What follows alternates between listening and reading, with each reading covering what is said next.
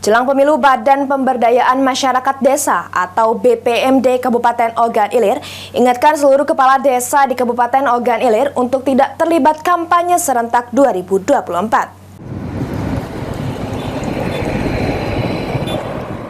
Pejabat Fungsional Penggerak Swadaya Masyarakat Badan Pemberdayaan Masyarakat Desa atau BPMD Ogan Ilir, Abdul Rauf, mengatakan berdasarkan Undang-Undang Nomor 6 Tahun 2014 tentang desa, maka seorang kepala desa dilarang untuk terlibat berkampanye dan ikut terlibat dalam pemilihan legislatif, pemilihan umum, pemilu, atau pemilihan kepala daerah pilkada.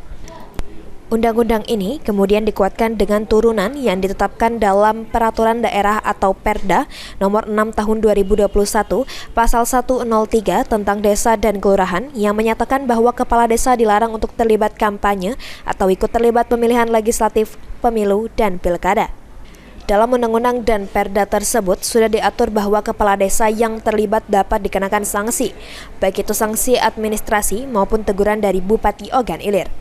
Ditambahkan Abdul, BPMD telah memberikan sosialisasi UU larangan dan perda larangan tersebut kepada seluruh kepala desa di Ogan Ilir dalam kegiatan bimbingan dan dapat diketahui oleh kepala desa. Di pasal 103 ada tentang larangan, kemudian di Undang-Undang Nomor 6 Tahun 2014 tentang desa, itu di pasal 29.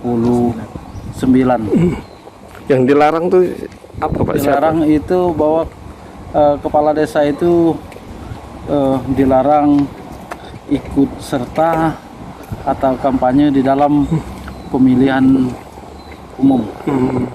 Ahmad Romawi, PAL TV.